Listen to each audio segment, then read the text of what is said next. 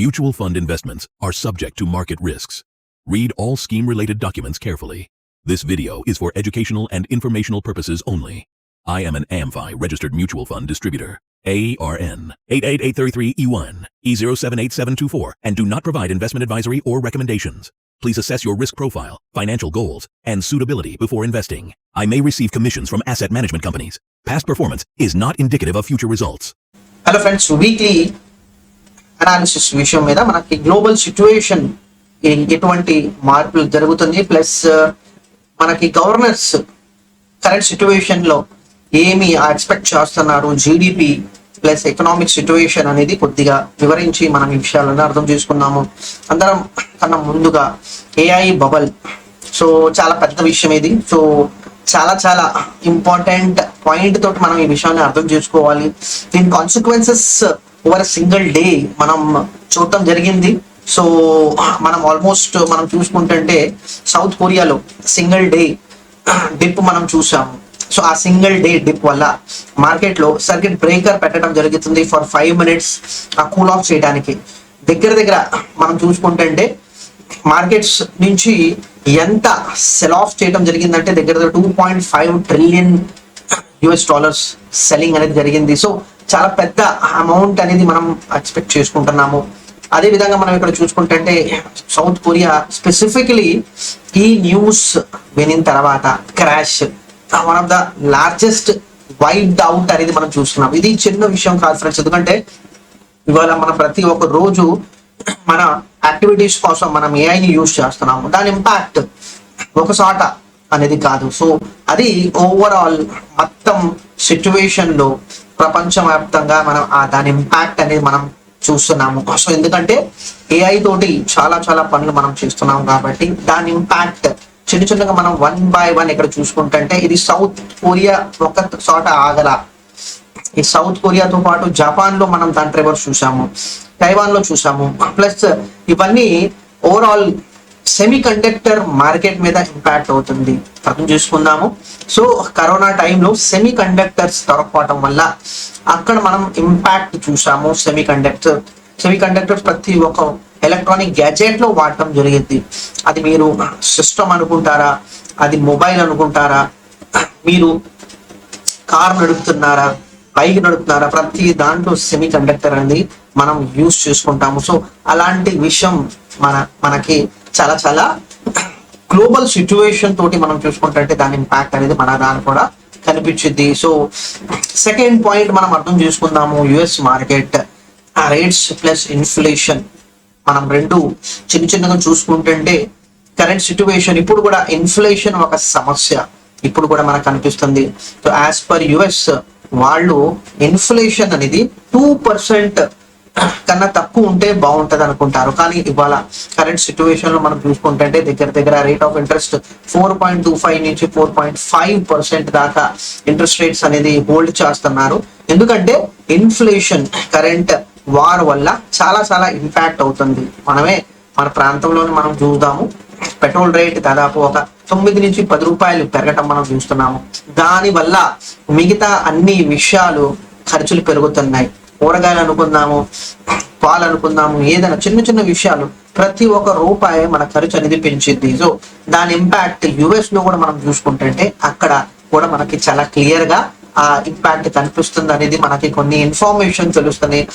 అక్కడ మనకి స్పెసిఫిక్లీ మనం అక్కడ ఫెడరల్ చైర్మన్ ఏం చెప్తున్నాడంటే inflation has come down a great deal but has been running somewhat about 2% longer run objective.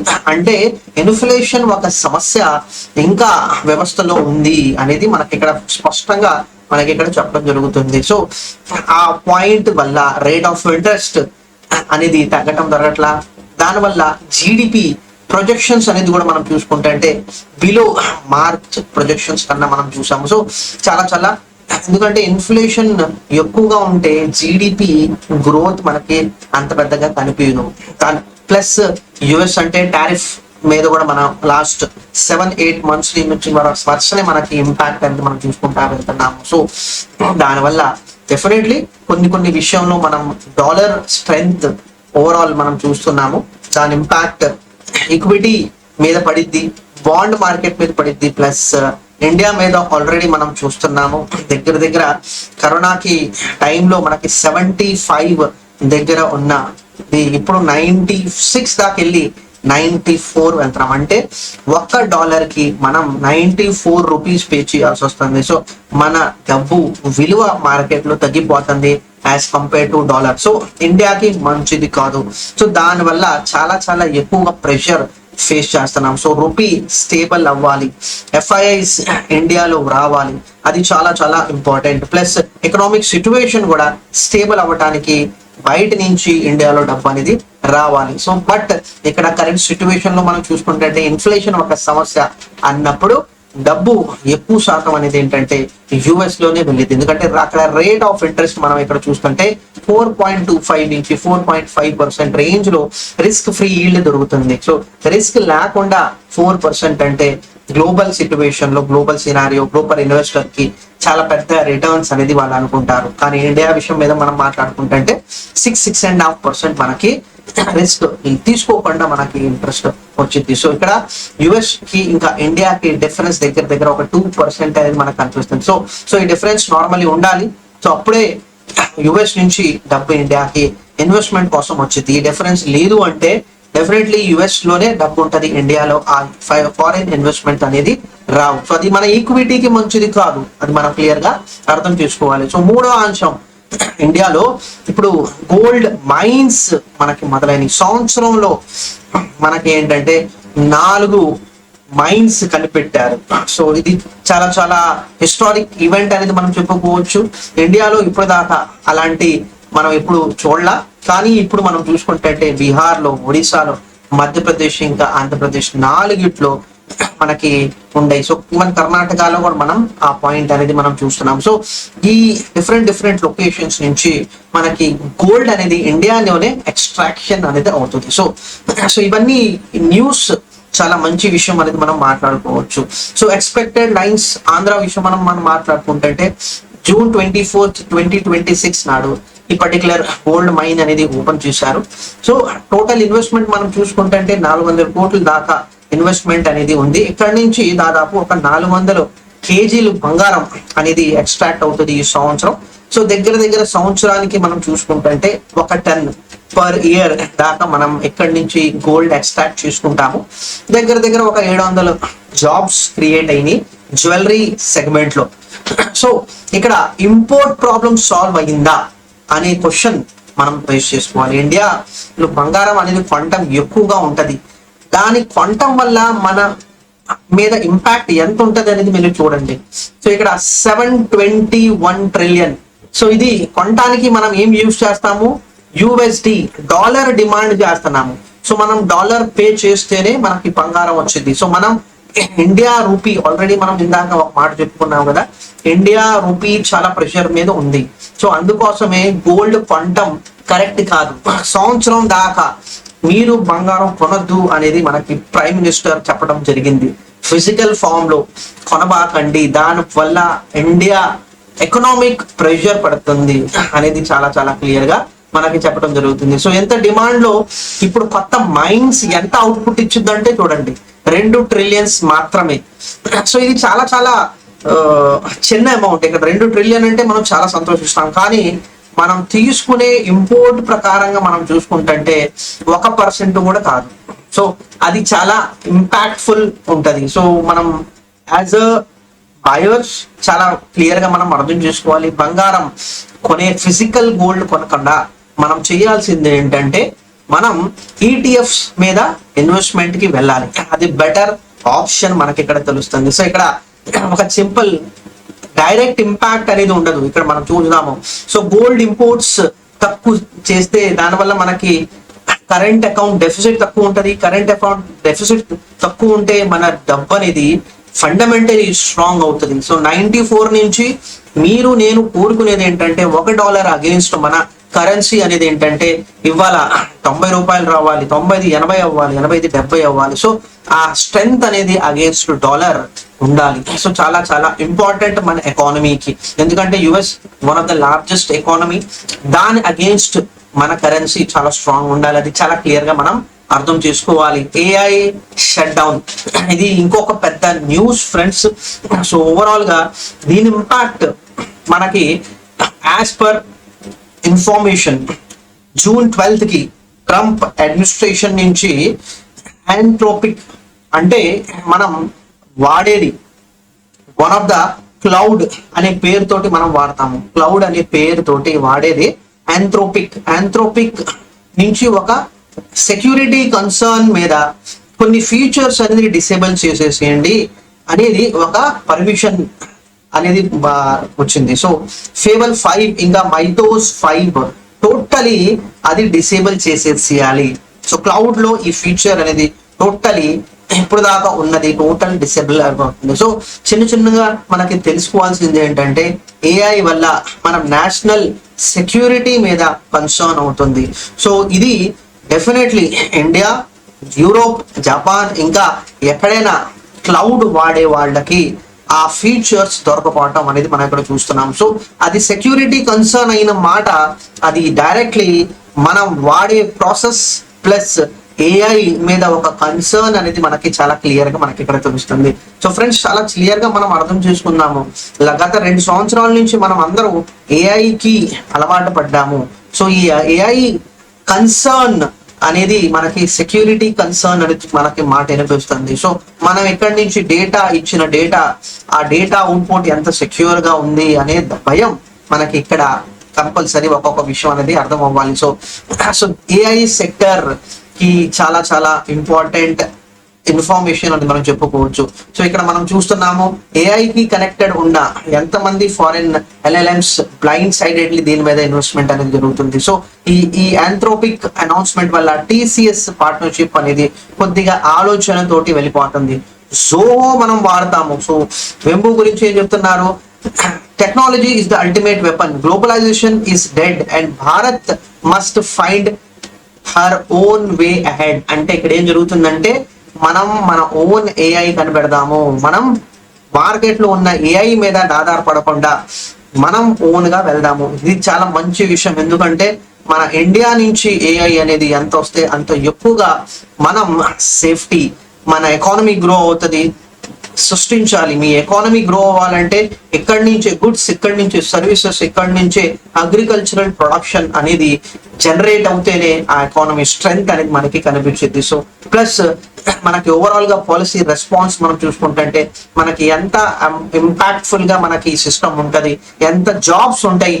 Plus AI sector చిన్న sector కాదు. ఇండియా గురించి మనం మాట్లాడుకుంటుంటే దగ్గర మన 140 crores పీపుల్ మనం ఇండియాలో ఉన్నాము. సో అందరూ మనం ఏఐ వాడటం మొదలు పెడుతుంటే దాని డిమాండ్ ఆటోమేటిక్లీ చాలా హ్యూజ్ ఉంటది. సో అందుకోసమే దానికి ఇంపాక్ట్ క్లియర్ చేయాలి. సో గవర్నెన్స్ ఇష్యూ చాలా పెద్ద ఇష్యూ. అది బేసికలీ మనం వాడే న్యూస్, వాడే ఇన్ఫర్మేషన్ జెన్యున్ గా లేదు, సెక్యూర్డ్ గా లేదు అనే భయం మనకుంటే డెఫినెట్లీ మనం దాన్ని వాడటం తగ్గించుకుంటాము. సో అది చాలా గవర్నెన్స్ ఇష్యూ. ఎప్పుడైనా ఎక్కడైనా వస్తే అది స్టాక్ మార్కెట్ లో అయినా, అది ఏదైనా ఇన్ఫర్మేషన్ ఉన్నా కూడా, సో ఏఐ గవర్నెన్స్ ఇష్యూ వస్తుంటే దాని నుంచి దూరం ఉండండి. అది చాలా క్లియర్ గా మనం అర్థం చేసుకోవాలి. సో దాన్ని ఇగ్నోర్ చేశారనుకోండి కరెక్ట్ కాదు. సో ఓవరాల్ గా ఈ వారంలో ఈ 4 విషయాలు చాలా క్రూషియల్ అనేది మనం చెప్పుకోవచ్చు. గోల్డ్ ఒకటి యాజ్ ఇండియాలో ఫేవర్ గా న్యూస్ ఉంటుంది. మిగతా అన్ని మన సర్వీస్ సెక్టర్ చాలా ఎక్కువగా మనం యూజ్ చేస్తాము కాబట్టి ఏఐ డ్రివన్ సర్వీసెస్ అనేది కొద్దిగా తగ్గిపోతాయి.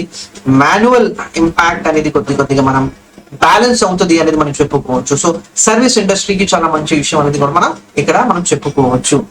సో ఫ్రెండ్స్ ఇది మనం ఓవరాల్ గా ఒక సినారియో అర్థం చేసుకున్నాము. కానీ ఈ సిచ్యువేషన్ లో గవర్నర్స్ ఏం చెప్తున్నారు, సో ఎకనామిక్ సిచ్యువేషన్ ఏంటి, ఇన్ఫ్లేషన్ ఏంటి, గ్రోత్ సిచ్యువేషన్ ఏంటి అనేది కూడా మనం ఒక కన్ను వేసుకొని అర్థం చేసుకుందాము. సో ఓవరాల్ గా ట్రేడ్ షాక్, సో ఇది తెలిసిన విషయమే. సో ట్రేడ్ వల్ల చాలా డిస్టర్బ్ అయిపోయింది. సో యుఎస్ టారిఫ్స్ వల్ల గ్లోబల్ ట్రేడ్ ఫ్లోస్ తగ్గిపోయినాయి. ప్లస్ ఓవరాల్ ఇన్ఫ్లేషన్ మీద కూడా ఇంపాక్ట్ అవటం మనం క్లియర్ గా అనిపిస్తుంది. సో డిస్ఇన్ఫ్లేషన్ అనేది మనకి చాలా క్లియర్ గా అర్థమవుతుంది. Plus different divergence rate cycles మనం చూస్తున్నాము across the globe. So 1 by 1 మనం ఏమి చెప్తున్నారు, ఇందాక మనం చెప్పుకున్నాం కదా, యుఎస్ లో despite elevated uncertainty the economy is in a solid position and the employment rate remains low. So ఎప్పుడైనా మనం మాట్లాడుకుంటుంటే ఎకానమీ స్టేబుల్ ఉంటుంటే మనకి ఎంప్లాయ్మెంట్ లో కూడా డిప్ అవ్వకూడదు. ఆ పర్సంటేజ్ తగ్గుతుంటే దానివల్ల ఎకనామిక్ యాక్టివిటీస్ లేవు అనేది చాలా స్పష్టంగా మనకి తెలుస్తుంది. సో కరెంట్ సిచ్యువేషన్ ఏంటి అంటే గ్లోబల్ సిచ్యువేషన్ లో స్టాన్స్ అనేది స్టేబుల్ గా మనం చూస్తున్నాము. ఇన్ఫ్లేషన్ ఇప్పుడు కూడా ప్రాబ్లం ఉంది, ఎలివేటెడ్ లెవెల్స్ లో ఉండాలి, బట్ చిన్నగా అది తగ్గిద్ది అనేది అనుభవిస్తున్నాం. బట్ ఇక్కడ చాలా క్లియర్ గా అర్థం చేసుకోవాలి, ఇన్ఫ్లేషన్ అనేది కరెంట్ వార్ తోటి కూడా చాలా కనెక్టెడ్ గా ఉంటది. సో అందుకోసమే వార్ ఆగితేనే మనకి ఇన్ఫ్లేషన్ అనేది తగ్గిద్ది, కంట్రోల్లో వచ్చింది. వార్ ఎలివేటెడ్ లెవెల్స్ కంటిన్యూషన్ లో ఉంది అనుకోండి, డెఫినెట్లీ ఇన్ఫ్లేషన్ ఎలివేటెడ్ లెవెల్స్ లోనే మనం ఎక్స్పెక్ట్ చేసుకోవచ్చు. ఎప్పుడైతే మీ ఇన్ఫ్లేషన్ పైకి వెళ్ళింది, మీ గ్రోత్ అనేది డౌన్ అనేది కంపల్సరీ ఉంటుంది. అది మనం యుఎస్ లో కూడా మనం ఖచ్చితంగా అనేది మనం చూస్తున్నాం. So due to import surging tariffs వల్ల కూడా మనకి ఇంపాక్ట్ అవుతుంది. సో ఇక్కడ చాలా క్లియర్ గా యుఎస్ ఎకానమీ గురించి ఎలివేటెడ్ లెవెల్స్ ఆఫ్ ఇన్ఫ్లేషన్ వల్ల గ్రోత్ లో డిప్ అనేది మనకి క్లియర్ గా ఇక్కడ మనకి ఇన్ఫర్మేషన్ అనేది తెలుస్తుంది. ఇప్పుడు యునైటెడ్ కింగ్డమ్స్ సైడ్ నుంచి ఏం చెప్తున్నారు అయితే, with the progress we have made we can take another steps in making monetary policy less restrictive. అంటే ఇక్కడ ఇంట్రెస్ట్ రేట్ తగ్గించే అవకాశం ఉంది అనే మాట మనకు చెప్తున్నారు. అంటే ఇక్కడ గ్రోత్ స్లో ఉంది కానీ డౌన్ అవ్వట్లా. సో అది చాలా మంచి విషయం. ఇన్ఫ్లేషన్ ఇక్కడ కూడా మనం పెరగడం మనం చూస్తున్నాము. So inflation rose to 3.5%. So దేని వల్ల ఎనర్జీ ప్లస్ రెగ్యులేటెడ్ ప్రైజెస్ వల్ల ఆ ఇన్ఫ్లేషన్ పెరిగింది. సో ఇందాక నేను చెప్పినట్టు ఇన్ఫ్లేషన్ పెరుగుతుంటే గ్రోత్ మీద ఇంపాక్ట్ అవుతుంది. సో ఆ గ్రోత్ మీద labour market slowly and slack opening up. So చిన్నగా ఎకానమీ ఓపెన్ అవుతుంది అనేది మనకి యునైటెడ్ కింగ్డమ్స్ లో మనం ఆ ఇన్ఫర్మేషన్ చూస్తున్నాము. అదే విధంగా ఇప్పుడు చైనా దగ్గర మనం అర్థం చేసుకుంటే డెఫినెట్లీ ఇక్కడ వాళ్ళు డొమెస్టిక్ ప్రొడక్షన్ మీద ఎక్కువగా ఫోకస్ చేస్తారు. సో ఇది చాలా స్ట్రాంగ్ మ్యానుఫ్యాక్చరింగ్. మనకి ఎప్పుడు తెలిసిందే China is one of the strongest manufacturing country. So దానివల్ల చాలా క్లియర్ గా మనకు తెలుస్తుంది ఇక్కడ ఇన్ఫ్లేషన్ సమస్య మనకి ఇక్కడ లేదు. సో యుఎస్ టారిఫ్ వల్ల ఈ కంట్రీలో ప్రాబ్లం అనేది మనం చూస్తున్నాము. సో మూడు పెద్ద ఎకానమీస్ చూసిన తర్వాత మనం ఇండియాకి వద్దాం ఫ్రెండ్స్. ఇండియాలో మన గవర్నర్ చెప్పేది ఏంటంటే, trade tariff measures have exacerbated uncertainty and posing new headwinds for global growth and inflation. So India specific condition తో మనం మాట్లాడుకుంటే ఇక్కడ trade tariffs, so US tariffs వల్ల మన ఇండియన్ ఎకానమీ అనేది డిస్టర్బెన్స్ మనం చూస్తున్నాము. ఆ డిస్టర్బెన్సెస్ వల్ల మన గ్రోత్ మీద ఇంపాక్ట్ అవుతుంది. ఇన్ఫ్లేషన్ అనేది కూడా మన ఎకానమీలో కనిపిస్తుంది. ప్లస్ కరెంట్ సిచ్యువేషన్ లో మనం చూసుకుంటే రెపో రేట్ లో ఎటువంటి మార్పు అనేది మనం చూసాము లాస్ట్ 2 మన మానిటరీ పాలసీస్ లో. ఇన్ఫ్లేషన్ డెఫినెట్లీ తగ్గుతుంది, బట్ కానీ రీసెంట్ గా మనకి వచ్చిన డేటా ప్రకారంగా కొద్దిగా ఇన్ఫ్లేషన్ పెరిగినట్టు మనం చూస్తున్నాము. ప్లస్ ఇక్కడ గ్రోత్ ఎస్టిమేషన్ ప్రపంచంలో ప్రతి అందరికీ తెలిసిన విషయమే, India is one of the largest economy and fastest growing economy. రెండు చాలా స్ట్రాంగ్ మన ఇండియాకి. సో అది చాలా పాజిటివ్ అనేది మనం చెప్పుకోవచ్చు. చాలా పెద్ద ఇన్వెస్ట్మెంట్స్ కూడా వచ్చేది మనం చూస్తున్నాం. సో జాపనీస్ ఎకానమీ స్లో మనకి సిచ్యువేషన్ ఏం తెలుస్తుందంటే, గ్రాడ్యువల్ టైటనింగ్. అంటే ఇక్కడ చాలా క్లియర్ గా మనకి ఇక్కడ అర్థం అవుతుంది, ఇన్ఫ్లేషన్ ఇక్కడ ఒక సమస్యగా ఉంది. ప్లస్ ఇక్కడ చిన్నగా హైక్స్ అనేది మనం చూస్తున్నాం. సో ఇంట్రెస్ట్ రేట్స్ పెరగటం యుఎస్ లాగా, యూకే లాగా, ఇండియా లాగా జపాన్ లో కామన్ కాదు. మనకి రేట్ ఆఫ్ ఇంట్రెస్ట్ సామాన్యంగా 0 ఉంటది. సో ఇంట్రెస్ట్ రేట్స్ అనేది అసలు ఉండదు. అలాంటిది 0.5 దాకా పెరగటం జరుగుతుంది. సో ఇక్కడ రేట్ ఆఫ్ ఇంట్రెస్ట్ 0.5 అంటే చాలా ఎక్కువగా మనం చెప్పుకోవచ్చు. ఇక్కడ డెఫినెట్లీ కన్స్యూమర్ ప్రైస్ ఇన్ఫ్లేషన్ మనం చూసుకుంటే 2.5%. సో ఇన్ఫ్లేషన్ ఉంది, దానివల్ల గ్రోత్ కూడా మనకి స్టేబుల్ గా మనం ఎక్స్పెక్ట్ చేస్తున్నాము ఇన్ జపాన్. సో జాపనీస్ లో మనకి ఏంటంటే మనకు అంత ఇంపాక్ట్ అనేది అనిపించట్లేదు, బట్ ఇక్కడ కూడా గ్రోత్ లో తగ్గటం రీజన్ అనేది యుఎస్ టారిఫ్స్. సో ప్రతి దాంట్లో కామన్ మనకు తెలిసింది US tariff is one of the major concerns అనేది మనకి ఇక్కడ చెప్తున్నారు.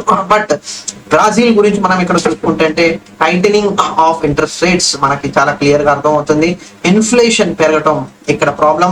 సో ఆ ఇన్ఫ్లేషన్ పెరగడం వల్ల ఎకనామిక్ రెసిలియన్స్ అనేది మనకి ఇక్కడ తెలుస్తుంది. సో ఇన్ఫ్లేషన్ ని కంట్రోల్ చేయాలి అనేది ఇక్కడ బ్రాజిల్ ఇన్ఫర్మేషన్ మనకి ఇక్కడ తెలుస్తుంది యాజ్ పర్ వాళ్ళు governor. So Korea, so bank of Korea మనకి ఏం చెప్తుందంటే easy cycle under way. So rate of interest అనేది తగ్గేయడం మనం ఇక్కడ చూస్తున్నాం. సో ఇక్కడ కొరియా విషయం మీద మనం వస్తుందంటే ఇక్కడ ఇన్ఫ్లేషన్ చాలా స్టేబుల్ గా ఉంది. సో స్టెబిలిటీ అనేది మనకి ఇక్కడ తెలుస్తుంటే దానివల్ల ఇంపాక్ట్ ఏంటంటే గ్రోత్ మీద ఫోకస్ అనేది మనం చూస్తాము. సో డెఫినెట్లీ ఇప్పుడు దాకా చూసిన ఎకానమీస్ లో one of the only country మనకి సౌత్ కొరియా కనిపిస్తుంది. ఇక్కడ ఇన్ఫ్లేషన్ ప్రాబ్లం లేదు అనేది మనం వింటున్నాము. ప్లస్ ఇన్ఫ్లేషన్ తక్కువ ఉంటే డెఫినెట్లీ గ్రోత్ ప్లస్ అలాంటి కంట్రీస్ ఆ కంపెనీస్ లో కూడా ఎక్కువగా అనేది చిన్నగా ఎంప్లాయ్మెంట్ అనేది మనం ఎక్స్పెక్ట్ చేసుకోవచ్చు. సో ఇండైరెక్ట్లీ చిన్న ఎకానమీస్ తోటి ఇంపాక్ట్ మనం చూస్తున్నాము. సో ఇప్పుడు అదే విధంగా Singapore one of the important link అనేది మనం చెప్పుకోవచ్చు ఇండియాకి. The uncertainty of tariff policy will have a restrictive impact on global demand and will likely be disinflationary outside the US. So ఇక్కడ చాలా క్లియర్ గా మనకి ఇన్ఫర్మేషన్ ఇవ్వడం జరుగుతుంది from the managing director here. So ఇక్కడ అన్సర్టనిటీ అనేది tariff వల్ల మనం చూస్తున్నాము. సో ఇక్కడ ఇంట్రెస్ట్ రేట్స్ అనేది ఈజ్ చేయడం జరిగింది ఇన్ 2025. సో చాలా మంచి విషయం.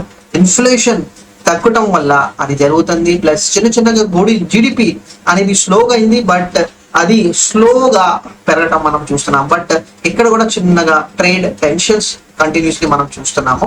సో చిన్న ఓపెన్ ఎకానమీ ఉంది కాబట్టి దాని టారిఫ్స్ ఇంపాక్ట్ ఎక్కువగా లేదు అనేది వీళ్ళు ఇన్ఫర్మేషన్ మనకి ఇస్తున్నారు. ఇండోనేషియా కూడా చాలా ఫాస్టెస్ట్ గ్రోయింగ్ ఎకానమీ మనం చెప్పుకోవచ్చు.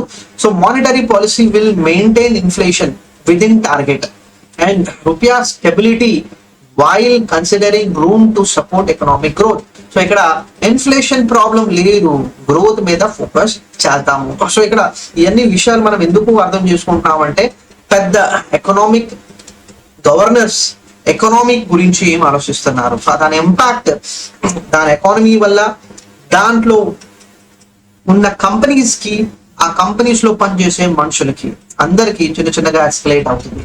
సో ఎక్కడైనా మనం ఇన్ఫ్లేషన్ ఒక ప్రాబ్లం అనేది మనం చూస్తుంటే అక్కడ గ్రోత్ అనేది తగ్గిద్ది. గ్రోత్ తగ్గుతూ ఉంటే జాబ్స్ అనేది తీసేయడం జరిగిద్ది. సో జాబ్స్ తీసేయడం జరుగుతుందంటే అక్కడ మనకి పర్సనల్ ఫైనాన్సెస్ అనేది డిస్టర్బ్ అయిపోతుంది. సో అందుకోసమే ఇది ఒక లార్జర్ పిక్చర్ ని మనం అర్థం చేసుకోవటం చాలా ముఖ్యం అనేది మనం చెప్పుకోవచ్చు. సో రష్యా విషయం మీద మనం మాట్లాడుకుంటే రష్యాలో ఎక్స్ట్రీమ్ టైటనింగ్ సిచ్యువేషన్, ఎందుకంటే ఇక్కడ కీ రేట్స్ 20% దాకా మనం చూస్తున్నాము. స్పెసిఫిక్లీ శాంక్షన్స్ వల్ల కూడా మనం ఎక్కువగా మనం చూస్తున్నాము. ఇన్ఫ్లేషన్ ఇక్కడ 6% దాకా మనం చూస్తున్నాము. బట్ అడ్వాంటేజ్ మంచి విషయం ఏంటంటే ఏప్రిల్లో 10 to 12% దాకా వెళ్ళిన తర్వాత అది ఇప్పుడు కరెంట్ సిచ్యువేషన్ లో 6% ఉంది. ఇది కూడా ఇండియా లాగా దగ్గర 4% కి ముందు వెనకాల ఉండాలి అనేది అనుకుంటారు. ఇండియా 6% కన్నా తగ్గాలి అనుకుంటారు, వీళ్ళు 4%. సో గ్రోత్ విషయం మీద వార్ ఎకానమీ, సో దీనివల్ల చాలా ఎకనామిక్ పాలసీస్ లో చాలా టైటనింగ్ అనేది మనం చూస్తున్నాము. సో చిన్న ఎకానమీస్ తోటి మనం చూసుకుంటే డెఫినెట్లీ పాలసీ రేట్స్ ఎక్కడ ఉన్నాయి, హైయెస్ట్ రష్యాలో మనం చూస్తున్నాము, అందరికన్నా తక్కువ మనకి జపాన్ లో మనం చూస్తున్నాము. సో కొన్ని సెలెక్టివ్ ఎకానమీస్ తప్ప మిగతా అన్నిటిలో ఇప్పుడు కూడా ఇన్ఫ్లేషన్ అనేది ఒక చిన్న కన్సర్న్ అనేది మనకి చూస్తున్నాము. సో ఈ ఇన్ఫ్లేషన్ కన్సర్న్ ఉంటే మనకి గ్రోత్ అనేది డౌన్ ఆర్ స్టేబుల్ అనేది మనం చెప్పుకుంటాము. సో ఎప్పుడైతే గ్రోత్ డౌన్ ఆర్ స్టేబుల్ ఉంటది అక్కడ జాబ్స్ కి ప్రాబ్లం అనేది మనం చూస్తున్నాము. సో మనం యాజ్ అన్ ఇండియన్ సిటిజన్స్ మనం ఎక్కడైనా వర్క్ చేస్తున్నామా, సో మనం ఈ ఎకానమీస్ మీద మనకి చాలా అన్వేషించాలి. ఎందుకంటే మన వర్క్ చేసే కంపెనీస్ నుంచి మనకి ఈ ఎకానమీస్ లో ఎక్కడ సర్వీస్ మీద ఎక్కువగా ఇంపాక్ట్ అవుతుంది, ఆ ఇంపాక్ట్ అనేది మన జాబ్ మీద కూడా ఉంటది. సో ఈ విషయాలు చాలా useful plus common thread. So ఇక్కడ మనం కామన్ థ్రెడ్ తెలిసిందే, US is one of the common thread. Plus US తోటి ఇప్పుడు జరిగే వార్ వల్ల కూడా మనకి చాలా క్లియర్ గా అర్థమవుతుంది ఈ సప్లై చైన్ డిస్రప్షన్. దీని గురించి నేను ముందే ఒక వీడియో పెట్టాను. సో ఆ వీడియోలో చాలా స్పష్టంగా మీకు ఐడియా ఇచ్చాను. సో వార్ జరగటం వల్ల మనకి చిన్నగా ప్రతి ఒక్క చిన్న వస్తువు అనేది ఖర్చు పెరగటం మనం చూస్తున్నాము. సో ప్రతి వస్తువు మీరు మార్కెట్ వెళ్తుంటే ఇదివరకు ఎంత ఖర్చు పెట్టేవాళ్ళు, ఇవాళ ఎంత ఖర్చు పెట్టాల్సి వస్తుంది. ప్రతి ఒక్క విషయం అనేది మనకి దీని ఇంపాక్ట్ అనేది ఉంటుంది. సో ఇది అర్థం చేసుకోవాలి ఫ్రెండ్స్. ఇన్ఫ్లేషన్ ఎక్కడ ఉంటది, దానివల్ల గ్రోత్ తగ్గిపోతుంది. సో టార్గెట్ అనుకూలంగా మనకి ఉండాలి. సో హోప్ఫుల్లీ ఇవన్నీ విషయాలు అర్థం చేసుకొని మనం ఇన్వెస్ట్మెంట్ పాయింట్ ఆఫ్ వ్యూలో మనం మాట్లాడుకుంటే definitely India is one of the strongest economy, fastest growing economy అనేది మనం చిన్నగా మనం చూస్తున్నాము. దాని ఇంపాక్ట్ అనేది మనకి ఓవర్ పీరియడ్ ఆఫ్ టైం తెలిసిద్ది. సో ఎప్పుడైతే ఈ వార్, ఎప్పుడైతే మనకి టారిఫ్ సిచ్యువేషన్ అనేది కూల్ ఆఫ్ అవుతుంది, అక్కడి నుంచి మనకి క్లియర్ గా మన మార్కెట్స్ మనం పెరగటం మనం చూస్తాము. సో ఈ లోపల మనం డెఫినెట్లీ ఎకనామిక్ సిచ్యువేషన్స్ డౌన్ ఉన్నప్పుడు, సైడ్ వేస్ ఉన్నప్పుడు మనం చేయాల్సింది ఏంటంటే మనం ఎకనామిక్ యాక్టివిటీస్ అనుకూలంగా ఎప్పటికప్పుడు మనం ఇన్వెస్ట్మెంట్ అనేది చేసుకుంటా వెళ్ళిపోవాలి. సో చాలా చాలా important friends. So uncertainties is a common thing అనేది మనం ఇవాళ మార్కెట్ లో మనం చూస్తాము. So radically data dependency, wages plus financial stability, different economies లో మనం డిఫరెంట్ ఐడియాస్ అనేది మనం చూసాము. సో గవర్నర్స్ దాంట్లో అన్సర్టెనిటీ ఇస్ కామన్ అనేది మనం చూస్తున్నాము. గ్రోత్ ఒక సమస్య అనేది మనం చూస్తున్నాము. సో చాలా క్లియర్ గా మనకు తెలుస్తుంది వరల్డ్ లో ట్రేడ్ ఇంకా ఎకనామిక్ స్టెబిలిటీ లేదు అనేది మనం తెలుస్తుంది. ఎప్పుడైతే మనకి గ్రోత్ ఇంకా స్టెబిలిటీ లేదు అనిపిస్తే అక్కడ మనకి మార్కెట్స్ కూడా అండర్ పర్ఫార్మెన్స్ లోనే ఎక్కువగా మనం చూస్తాము. సో అదే మనం ప్రస్తుతానికి మనం చూస్తున్నాము. సో గోయింగ్ అహెడ్ ఈ ఎకానమీస్ లో ఏ ప్రకారంగా మార్కెట్ మూవ్ అవుతుంది, ఎందుకంటే మనం స్పెసిఫిక్లీ ఈ కంట్రీస్ ఎందుకు ఫోకస్ చేస్తామంటే ఇండియా యాజ్ అ ఎకానమీ వీటి మీదే ఎక్కువగా వ్యాపారం అనేది చిన్నగా బల్క్ పర్సంటేజ్ ఆఫ్ ట్రేడ్ అనేది మనం చెప్పుకుంటే అంటే ఈ కంట్రీస్ నుంచే మనకి ఇంపోర్ట్ ఇంకా ఎక్స్పోర్ట్ ఎక్కువగా చేసుకుంటాము. సో డెఫినెట్లీ దీని ప్రభావం మన ఇండియన్ ఎకానమీ మీద ఎలా ఉంటుంది అనేది మనం తెలుసుకోవాలి. లార్జర్ పిక్చర్ తోటి మనం ఐడియా తీసుకోవాలి. సో హోప్ఫుల్లీ ఫ్రెండ్స్ ఒక ఫైనాన్షియల్ అవేర్నెస్ కింద మనం పీపీటీస్ చేస్తున్నాము, ప్రెజెంటేషన్స్ అనేది ఇస్తున్నాము. సో దాట్ మార్కెట్ లో మనం ఇన్వెస్ట్మెంట్ చేయాలి అంటే ఖచ్చితంగా ఒక బేసిక్ లెవెల్ ఆఫ్ ఇన్ఫర్మేషన్ మన ఎదురుగా ఉండాలి. ఆ ఇన్ఫర్మేషన్ ని అర్థం చేసుకొని మన మార్కెట్స్ ఎలా ముందు వెళ్ళబోతుంది, మార్కెట్ లో ఎంత తొందరగా మనకి రిజల్ట్ వస్తుంది, ఎంత టైం పట్టింది, సో కరెంట్ సిచ్యువేషన్ లో మనకి టైం పడుతుంది అనేది చాలా క్లియర్ గా మనం అర్థం చేసుకుంటాము from our presentation, our video. So hopefully friends connected ఉంటారు. సబ్స్క్రైబ్ చేసుకోకపోతే సబ్స్క్రైబ్ చేసుకోండి. Thank you very much for watching this video.